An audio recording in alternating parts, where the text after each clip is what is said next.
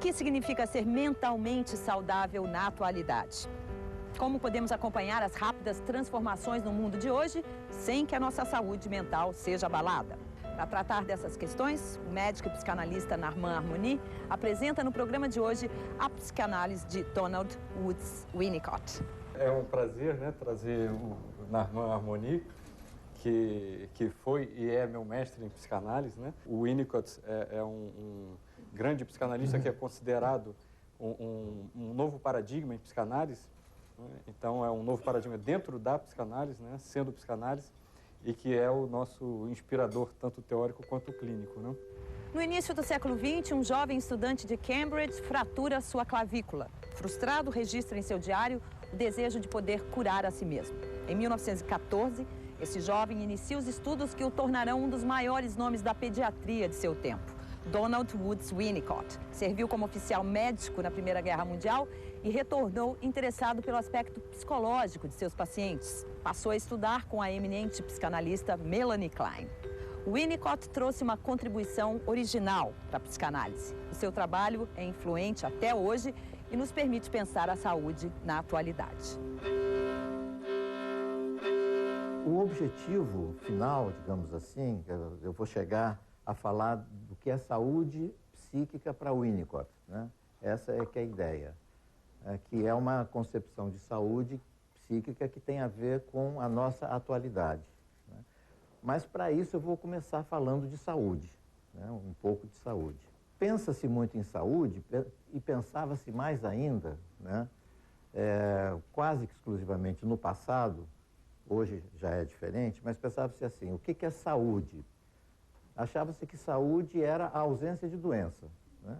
A pessoa estava com uma pneumonia, então ela estava doente, acabava a pneumonia, então ela tinha saúde. Então essa era a concepção de saúde. Ou então a pessoa era delirante e estava doente, aí acabava o delírio, passava a ter saúde, né? Então isso é uma visão, né? É um ponto de vista, mas depois desse ponto de vista começaram a aparecer outros pontos de vista para darem conta da complexidade, da complexidade que é as relações entre a saúde e a doença, da complexidade que é a vida humana, né? Então, em 1946, a Organização Mundial de Saúde, ela definiu saúde da seguinte maneira: saúde é o estado de completo bem-estar físico, psíquico e social. Quer dizer, a ênfase saiu da doença, né? Quer dizer, então a saúde não é mais a ausência de doença, mas sim é um bem-estar. Há uma introdução clara do psíquico aí e social, né? Agora, essa definição de saúde, ela é idealizada, né? É idealizada porque eu pergunto aqui, quem é que tem um estado de completo bem-estar físico, psíquico e social, né? Então, nós estamos em 46, nós ainda estamos na época das idealizações, né? Depois isso vai mudando, né? E nós chegamos a um momento em que a gente pode dizer que a saúde, e aí o psiquismo tem uma grande importância nessa colocação, a saúde é a possibilidade da pessoa fruir a vida e produzir e fruir a vida, né, nas condições existentes para ela naquela ocasião. Quer dizer, uma pessoa que tenha limitações ou físicas ou psíquicas mesmo, né? Uma pessoa que tenha, por exemplo, obsessões ou sociais, né? E que consegue aproveitar a vida e produzir, né? Dentro dessas restrições, é uma pessoa que tem saúde. Por piores que sejam as condições, a gente produzir e fruir a vida, poder fruir a vida, é um sinal de saúde, é um sinal de vida, né? E essa concepção que eu estou passando para vocês tem muito a ver com Winnicott, né? Ele próprio, já nos últimos anos de vida dele, ele ficava limitado por uma doença cardíaca que ele tinha, mas essa doença cardíaca não o impediu de manter a sua atividade e manter a sua alegria de viver. Ele tem até umas frases interessantes, uma delas é assim: ó Deus, que eu esteja vivo na hora da minha morte. Quer dizer, o desejo de viver plenamente até o último instante, né? Enquanto a gente vive, em vivendo, a gente vai encontrando obstáculos, né? Vai encontrando vários obstáculos e esses obstáculos, eles são, digamos, o que produzem a doença, né? Os micróbios querem viver, então eles invadem o organismo humano para se alimentarem do nosso organismo, né? E a gente luta contra eles, né? E essa luta é uma manifestação ao mesmo tempo de doença e de saúde, porque se a gente luta contra esses micróbios, é porque a gente tem saúde. Se não tivesse saúde, não poderia lutar. A gente estaria à mercê desses micróbios. Então, a doença é doença, mas é a saúde também ao mesmo tempo, né? É a capacidade de enfrentar os obstáculos, né? Seja esses obstáculos o micróbio, seja esse obstáculo um obstáculo psíquico, seja esse obstáculo um obstáculo social, né? Mas obstáculos esses, o social e o psíquico, eles produzem reações orgânicas também. Então, muitas doenças autoimunes têm a ver com essa luta pela vida, né? Que é internalizada. Então, aí a luta, em vez de ser externa, passa a ser interna, mas a gente pode, desse ponto de vista, eu não tô querendo dizer que isso é absoluto, desse ponto de vista a gente pode dizer isso, quer dizer, se a gente vive, a gente encontra obstáculos, encontrar obstáculos é ter que lutar pela vida. Ter que lutar pela vida significa que saúde e doença se confundem numa mesma roda de vida. Antigamente se dividia muito bem o psíquico e o somático. Hoje não. Hoje a gente fala de psicossomático. Então, eu vou trazer um caso concreto, né, de um menino que tinha uma gripe forte, e nessa gripe forte que ele teve, ele passou a ser atendido pelos familiares de uma forma muito carinhosa, muito atenta, né? Era um menino que não tinha tanta atenção assim da família, né? Eram vários irmãos, então ele se sentia meio colocado de lado, e com a doença ele concentrou as atenções da família. Então, o que aconteceu? Aconteceu que ele tomava o remédio do médico e ficava falando assim: não vou ficar bom, não vou ficar bom, não vou ficar bom. Ele queria continuar recebendo aquelas atenções. E realmente foi difícil do remédio fazer efeito, quer dizer, o tratamento dele foi um tratamento muito difícil. Então, vejam bem, foi importante ele ter, do ponto de vista de desenvolvimento dele, ele ter podido receber toda aquela atenção que ele necessitava, da qual ele estava carente, né? Aquilo foi importante na vida dele, no desenvolvimento dele. E ele fez isso através de uma doença física, o que mostra o paradoxo que é saúde e doença, como é difícil a gente definir claramente o que é saúde e o que é doença. Quer dizer, no caso dele, a saúde era a doença, digamos assim. E aí a gente pode falar a importância da doença, né? É uma doença que leva à saúde. Então, o que é saúde e o que é doença? Para o Winnicott, saudável é a pessoa capaz de fruir a vida, mesmo diante de eventuais limitações. No próximo bloco, voltaremos à época de Freud e veremos como o pai da psicanálise pensou a saúde e a normalidade.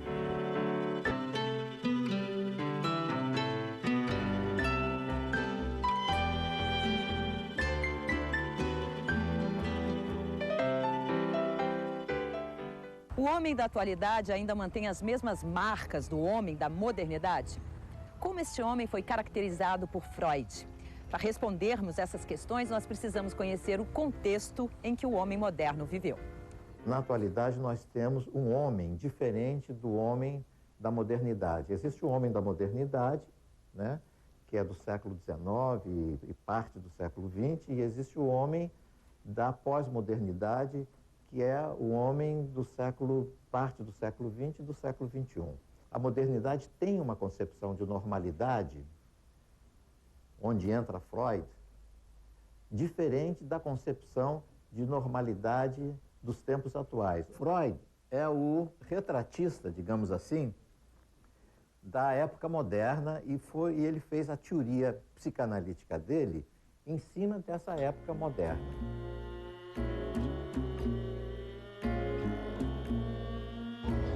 No final de 1885, Freud, então com 29 anos, teve a oportunidade de trabalhar com o célebre médico Jean-Martin Charcot, que estudava pacientes que padeciam de histeria.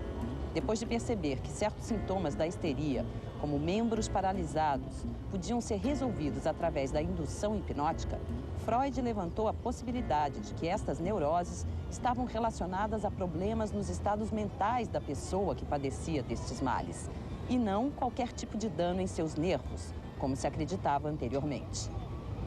Qual o processo psíquico mais importante que produz, digamos assim, a neurose? O processo dinâmico, criador do modo neurótico de ser e de viver, é a repressão. O século XIX é o século vitoriano, né? E é o moderno vitoriano, digamos assim. E é o século da repressão, né? A pessoa tinha que seguir aquele caminho, aqueles cânones, estava tudo já determinado desde o nascimento, ele tinha uma carreira, o pai se encarregava de introduzi-lo na carreira e de ajudá-lo, né? Ele tinha que seguir as pegadas do pai, ele tinha que casar, fazer família, ter uma família, ter filhos e etc, etc. Quer dizer, era tudo regrado, né? E aquilo que eram os outros desejos dele tinham que ser reprimidos, né? Se ele, digamos, era um advogado, mas tinha vontade de fazer música, nada feito. A música naquela época, a parte artística naquela época era assim desprezada, né? Os pais tinham horror quando o filho dizia assim: não, eu não vou fazer medicina não, eu quero fazer cinema, não vou fazer medicina não, eu quero tocar violão. Era uma revolução familiar, né? Eu sempre pensei em fazer alguma coisa ligada com arte, com criação. Eu sempre gostei de desenhar desde pequeno, então sabia que também ia ser uma área ou moda ou artes plásticas. A minha primeira opção foi ciências sociais, eu cheguei a cursar, aí em determinado momento larguei o curso, não, agora eu preciso fazer música, que era o que eu sempre quis. Aí. Quem é mais ou menos mais próximo da minha idade deve lembrar disso. Hoje não, hoje isso é perfeitamente aceito, por quê? Porque não há a repressão que havia naquela época. Aquela época era uma época de repressão. E a repressão mais importante era a repressão do feminino. Quer dizer, o que quer dizer a repressão do feminino? A repressão da compaixão, da capacidade de identificação, do zelo, né? Da empatia. Tudo isso era o feminino. E o homem não podia ter essas qualidades, não podia colocar em jogo a sua sensibilidade, a sua empatia, a sua capacidade de identificação, a sua compaixão. Ele tinha que ser duro, tinha que ser forte, ele tinha que ser implacável, tinha que ser impiedoso, porque ele tinha que lutar e vencer a luta da vida, né, para trazer, né, comida para casa e para subir na escala social, né? Então tem aquela coisa, isso pode ser talvez resumido naquela famosa frase que se fala: homem não chora. Homem não pode ter esses sentimentos de compaixão, sentimentos de de empatia, porque se ele tiver sentimentos de empatia e de compaixão, ele vai deixar de fazer aquilo que ele precisa fazer. Quer dizer, ele vai deixar de ser objetivo. O homem tem que ser objetivo, né, para poder fazer as coisas como devem ser feitas. E o subjetivo atrapalha esse homem a fazer aquilo que ele tem que fazer. Então o homem tem que ser duro, né? Isso é da época moderna, né? Então o feminino fica confinado à mulher, fica confinado ao lar e, ainda mais, é desprezado, é desvalorizado, né? Ela é muito chorona, ela é muito sentimental, né? E coisas assim que se falava, né? Agora, isso tinha que ser reprimido pelos meninos, porque quando ele se relacionava com a mãe, evidentemente ele introjetava os aspectos femininos da mãe, né? E aí precisava entrar o pai com uma repressão forte para impedir que esses aspectos femininos se manifestassem. A repressão não permite uma completa descarga dos sentimentos, das emoções. Não permite uma completa descarga do amor, o amor tem que ser segurado, e não permite uma completa descarga da raiva. Então, digamos, vamos dar um exemplo, diante de um chefe, né, que é um chefe mau, autoritário, né, que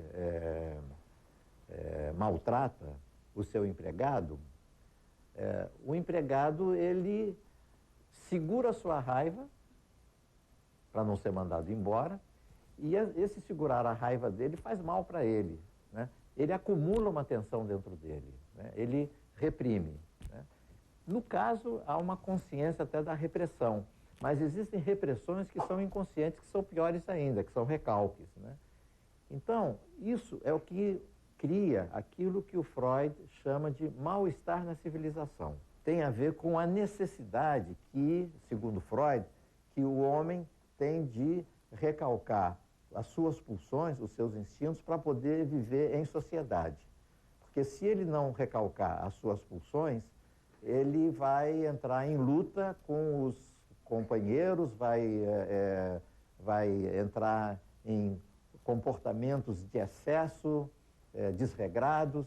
Então, o preço que nós teríamos que pagar pela civilização seria o recalque. E o recalque produz um acúmulo de tensão interna e esse é o mal-estar da civilização, o preço que a gente pagaria. Então, o neurótico, ele está aprisionado pelas convenções, regras e leis. E aí a sua espontaneidade e criatividade ficam coartadas. A barreira do recalque impede que o neurótico perceba o seu inconsciente e o inconsciente do outro. E reduz a sua disponibilidade e a capacidade para a identificação com o outro e com a empatia com o outro. Sendo assim, a comunicação do neurótico, que é basicamente uma comunicação hierárquica, quer dizer, o marido manda na mulher, os pais mandam nos filhos, o médico manda no cliente, o professor manda nos alunos. Então, é uma relação superficial, né? Uma relação que não tem complicação, é simples, né? Eu mando e você obedece, né? Basicamente é isso. Muito diferente da comunicação de hoje, que o aluno chega e diz, mas professor, por que o senhor fez isso? Ou o doente chega para o médico, eu queria entender o que está acontecendo comigo, né? E vai por aí. O problema é a inversão do papel, quer dizer, daí a pouco o menino está mandando no pai, o cliente está mandando no médico, o médico acaba fazendo o que o cliente quer, o que o doente quer, o aluno está mandando no professor. Então, o professor, em vez de dar nota 4, dá nota 8, mesmo porque se ele não der nota 8, o aluno vai caluniá-lo. Tem dessas coisas agora, quer dizer, é preciso tomar esse cuidado, é preciso pensar, né? Tomar cuidado. É preciso pensar que existem... o exagero disso pode levar a uma inversão de papéis, o que acaba dando na mesma, né? Quer dizer, primeiro mandava o pai, agora manda o filho. Não mudou nada, né? Só mudou o sentido. Como foi a reação dos seus pais? Eles aprovaram ou não? Eu sempre tive uma liberdade muito grande dentro de casa para escolher, para pensar, principalmente para duvidar das coisas, questionar e tal.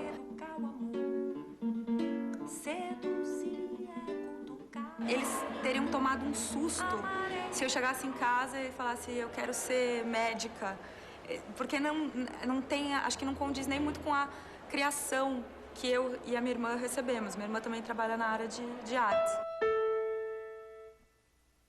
Eles deram apoio, tudo bem, vai prestar, mas sempre meu pai falava assim, mas você não acha de fazer direito, assim?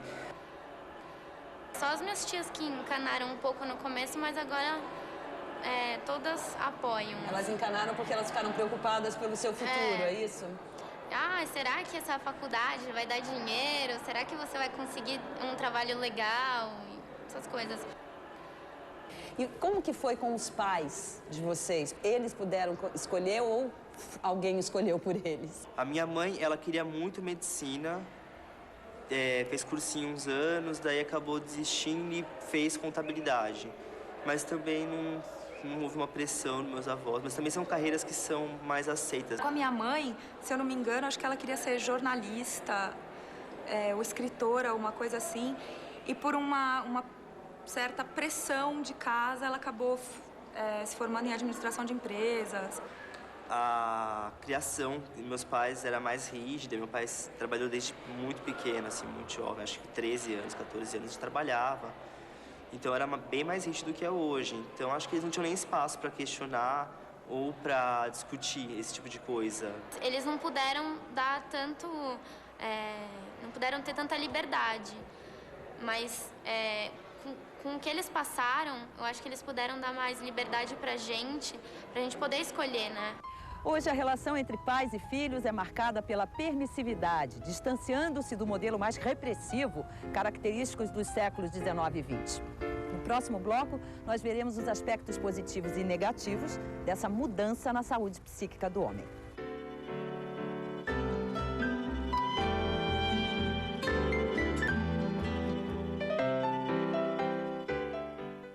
Winnicott define criatividade como a sensação de que a vida é digna de ser vivida. Esta sensação seria oposta à sensação de submissão à realidade, na qual o mundo é visto apenas como algo ao qual temos de nos adaptar. Para ele, o impulso criativo, ou seja, o impulso de viver a vida como ela deve ser vivida, está presente nos atos de todas as pessoas saudáveis, desde a mais tenra idade. E é o que impulsiona um artista à produção de sua obra. O artista tem a habilidade e a coragem de estar em contato com os processos primitivos, aos quais o neurótico não tolera chegar, e que as pessoas sadias podem deixar passar para o seu próprio empobrecimento. Quer dizer, ele está falando que o neurótico não consegue chegar ao fundo de si mesmo, e com isso ele se empobrece, mas, por outro lado, ele tem uma certa tranquilidade. Enquanto que o artista, e aqui o artista e o psicótico, e aí vocês podem tranquilamente substituir psicose e artista por borderline, porque a obra do Winnicott permite essa transposição. Então, o borderline, o homem da atualidade, ele entra em contato com o seu ser mais íntimo. E ele sofre com isso, né? Porque ele vai se deparar diretamente com os problemas básicos da vida, da existência. Existe, então, num polo, esse borderline, digamos assim, entre aspas, doente, e no outro polo existe esse borderline, digamos assim, sadio, sendo que a doença absoluta e o sadio absoluto não existem, mas é uma escala aí, e existem, portanto, borderlines próximos da normalidade e borderlines que apresentam transtornos. E o que eles têm de comum é que, digamos assim, esquematicamente falando, eles não tiveram que reprimir os seus aspectos femininos, né? De compaixão, de capacidade de empatia, de capacidade de identificação. E isso é muito importante porque se eles mantêm a capacidade de identificação e de empatia, eles podem compreender o interior do outro, podem compreender o seu próprio interior e podem compreender o que está se passando no núcleo da sociedade. E em compreendendo tudo isso, eles podem acompanhar o movimento, esse movimento acelerado de transformação da sociedade. O que o neurótico não podia, porque ele não tinha essa capacidade de empatia e identificação. Ele era rígido, ele tinha uma... Ele estabelecia certos valores, o Freud diz isso, até aos 5 anos ele já estabelecia, segundo Freud, estabelecia aqueles valores e dificilmente ele renunciava àqueles valores, né? Então o mundo podia mudar que ele não mudava, né? E naturalmente, a partir de um certo momento, ele entrou pelo cano, né? Porque se não acompanha o movimento do mundo, a pessoa fica marginalizada, né? O borderline, o homem da atualidade, o fato dele ter acesso ao seu inconsciente permite-lhe ir às fontes arcaicas de si mesmo, trazendo à tona sentimentos, pensamentos e fantasias autênticos, singulares e criativos. Ter acesso ao inconsciente do outro permite uma fina sintonia, uma compreensão da afetividade, da dinâmica e das fantasias do outro, o que possibilita ter relações íntimas, enriquecedoras, proveitosas, produtivas e renovadoras, desde que o outro esteja funcionando no mesmo diapasão. Então, a gente pode dizer que o neurótico, assim, numa frase meio pomposa, mas que ajuda para, né, como escrever num cartaz assim, né? O neurótico é uma resposta viva à repressão ríspida do pai. E o borderline é uma resposta viva à permissividade.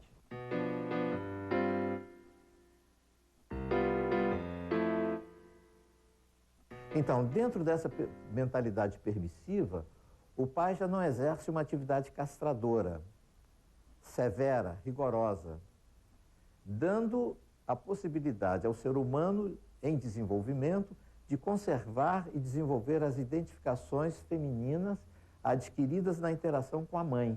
A sensibilidade, compaixão, empatia, capacidade de identificação e zelo. Mas também permite o desenvolvimento da agressividade indiscriminada e destrutiva, essa permissividade, a intolerância, a falta de consideração pelo outro, a falta de limites e o egocentrismo.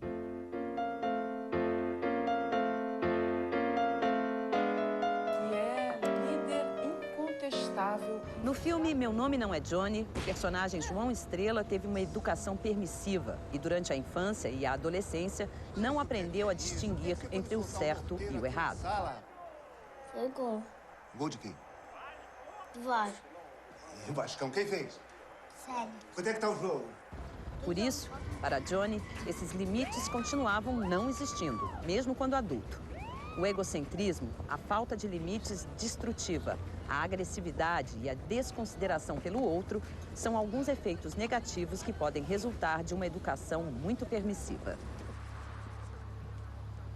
Esses aspectos negativos, quer dizer, tem aspectos positivos e negativos. Agora, esses aspectos negativos são não sei se é um pretexto, mas existem pessoas que dizem, então vamos voltar, né, ao autoritarismo, né, ao pai, ao grande pai das épocas anteriores, porque isso não está dando certo. E é claro que a história não pode voltar para trás. Então, essa nostalgia, isso não tem função, é uma impossibilidade, é preciso ir para frente, né? E justamente o Winnicott é uma das pessoas que permitem a gente pensar num futuro dessa permissividade, de tal maneira que se atenuem esses aspectos negativos. Então, o borderline próximo à normalidade, por sua porosidade, surfa nas águas revoltas da pós-modernidade, podendo ter intimidade com as transformações dos valores e das sensibilidades. Com isso, ele se mantém à tona dos acontecimentos e saudavelmente protegido de nostalgias e lamentações depauperadoras. O borderline é potencialmente um homem do devir. Vivendo no devir, não acumula ressentimentos que poderiam atacá-lo por dentro. Seus sofrimentos e frustrações acontecem e se resolvem sem quase deixar rastros. Por isso, o sorriso de um borderline pode ser angelical. Não sei se vocês já repararam que tem homens, pessoas que têm um sorriso lindo, né? Parece um sorriso de criança. A diferença do homem recalcado que acumula tensões, cujo sorriso está contaminado pelo somatório de seus arrependimentos, culpas e ressentimentos. O que é para vocês ser criativo? Eu acho que na criação tem muito da captação do outro, da captação do mundo, da captação de alguma coisa. Que você processa, digere e todas aquelas informações saem. É muito pessoal, é um momento seu que você para e aí você vê tudo que está ao seu redor e isso se reflete no seu trabalho. Eu acho que o momento da criação, na verdade, é um momento libertador ímpar. Nada parece com a criação, nada te dá mais prazer, te deixa tão em contato consigo mesmo e você pode se conhecer tanto. Enfim, é uma catarse, assim. Adorar é sufestar, aplaudir até sentindo dor, é amar. Quem puder viver um grande amor, verá. O fato de vocês terem tido uma educação mais permissiva, né? Mais liberal, tal, isso ajudou vocês a serem mais criativos? Acho que existem casos em que pessoas que são super reprimidas depois usam isso, extrapolam, conseguem fazer um trabalho em que eles põem tudo isso pra fora, tudo que eles se reprimiram nesse tempo todo, eles conseguem, mas acho que é muito mais difícil, acho que é muito mais fácil se você tem uma educação que te permite.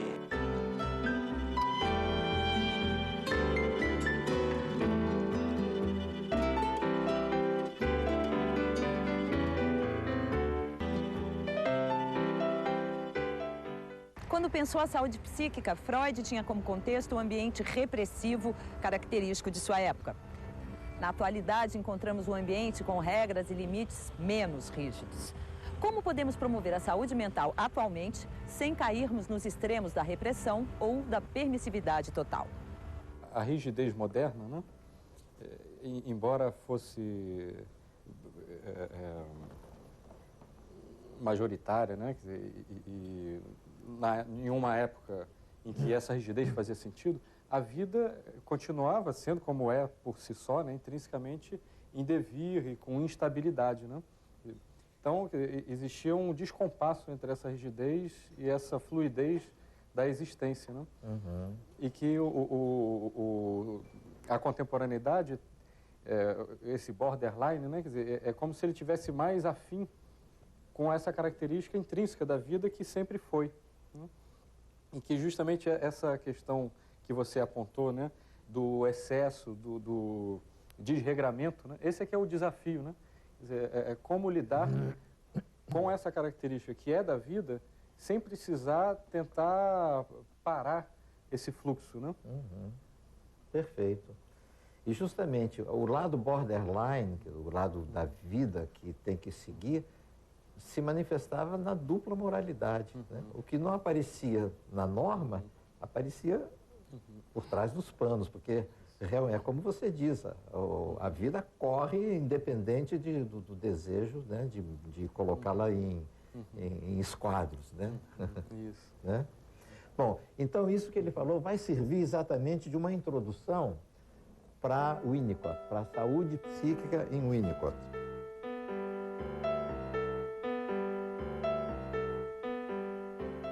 É na relação mãe-bebê que a gente encontra o protótipo da criatividade no sentido de Winnicott. Então, ele diz o seguinte: quando o bebê tem fome, ele deseja o seio, né?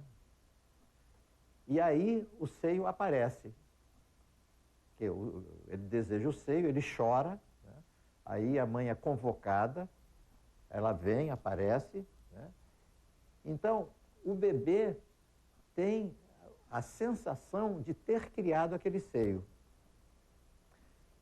Isso é um fato, uma coisa absolutamente momentosa, importantíssima, porque se ele criou o seio, ele criou o mundo, ele está criando o mundo. Se ele está criando o mundo, ele está numa relação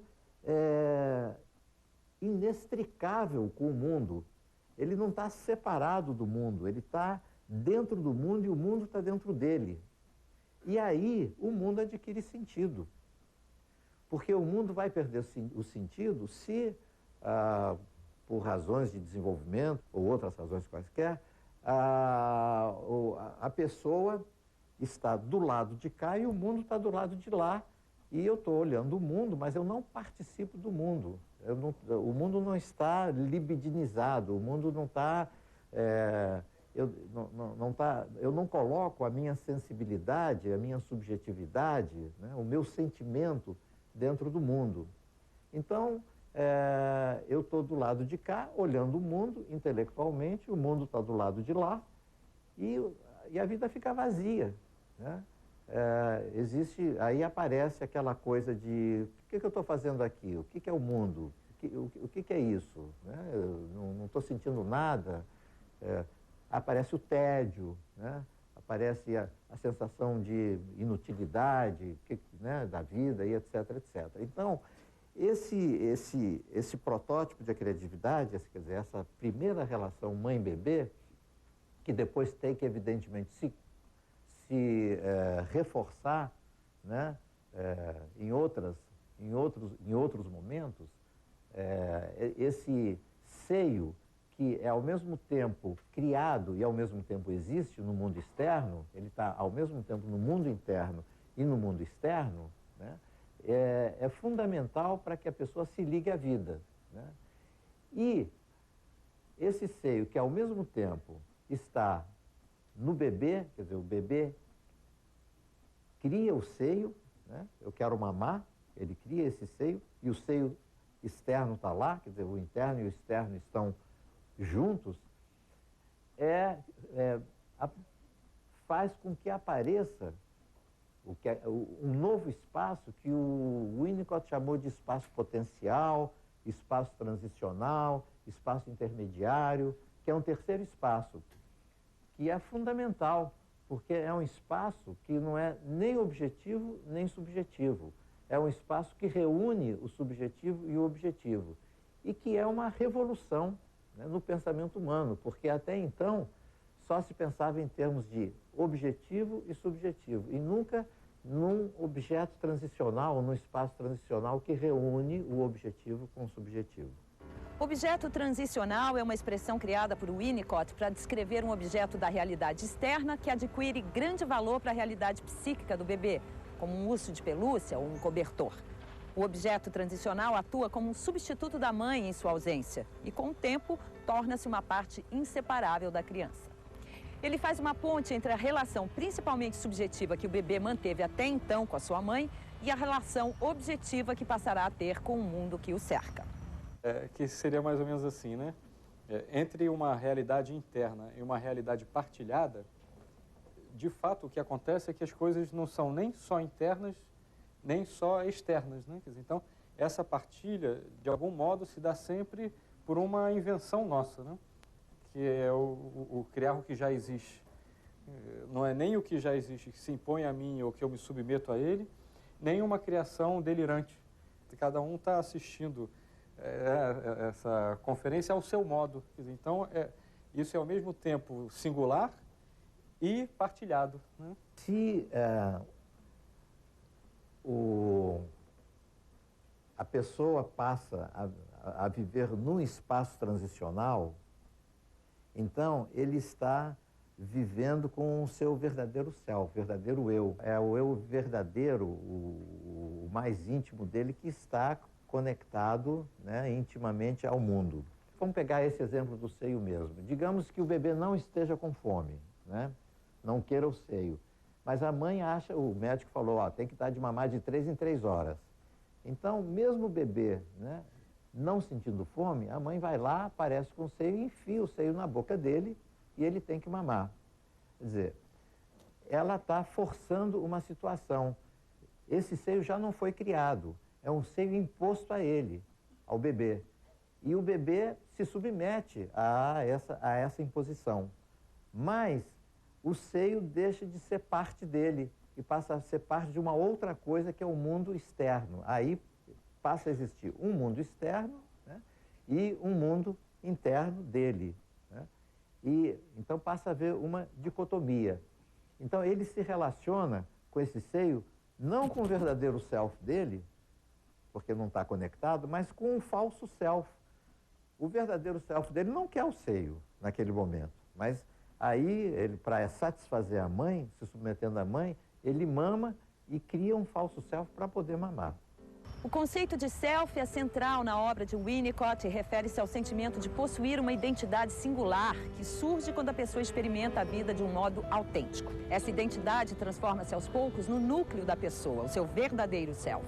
Winnicott desenvolveu também a noção de falso self, uma espécie de deformação feita pelos mecanismos de adaptação à realidade, defendendo a pessoa dos rigores do mundo externo e protegendo o verdadeiro self. Sob essa forma, o falso self apresenta-se como um recurso saudável.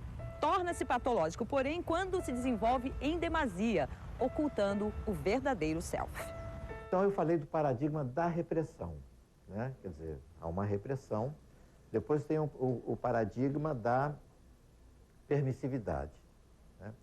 E o Winnicott, ele com essas ideias de espaço transicional, né, criatividade, contenção amorosa ou holding, né?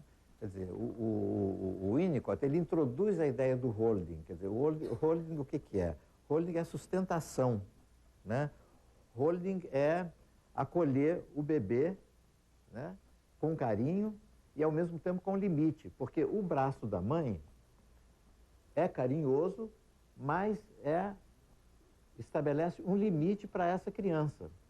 Quer dizer, a permissividade vai até onde está o braço da mãe, limitando, né, o corpo da criança. Então, ele propõe uma série que começa no corpo e nos braços da mãe, diz ele, eu estou citando o Winnicott,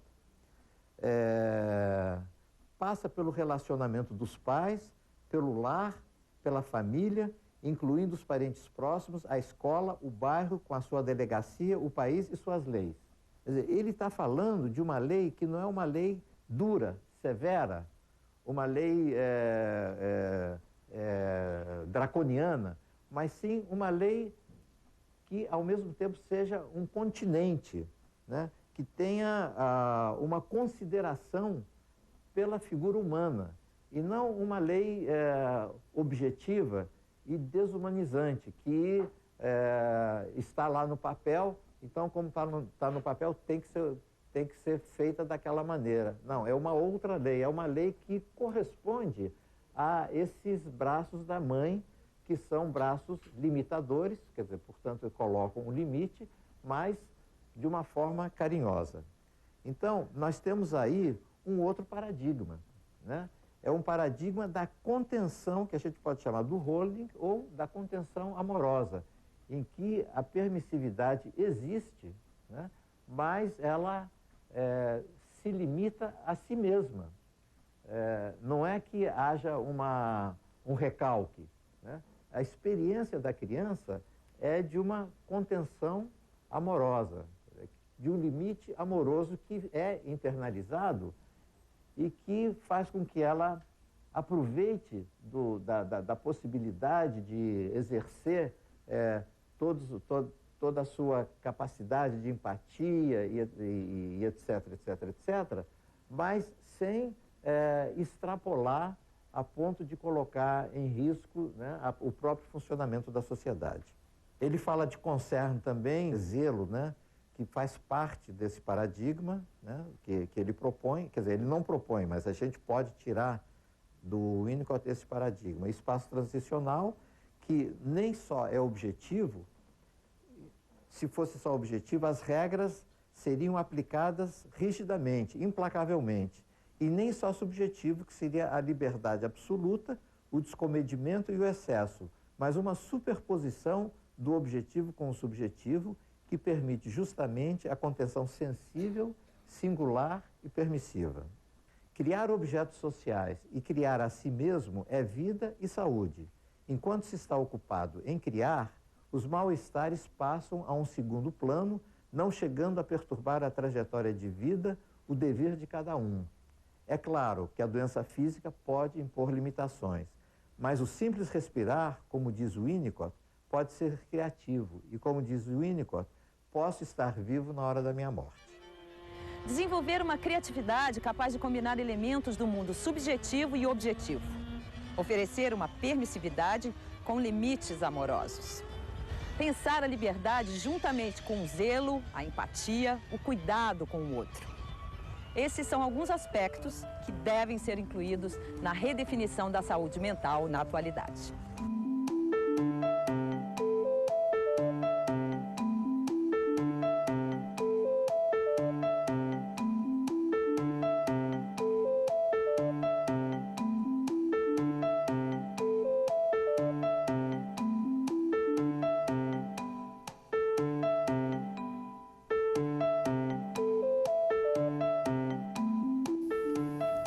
As principais notícias do Brasil e do mundo você acompanha no Jornal da Cultura, de segunda a sábado, 10 da noite. Para ter uma vida saudável, alimente-se adequadamente e pratique esportes. Valorize a vida.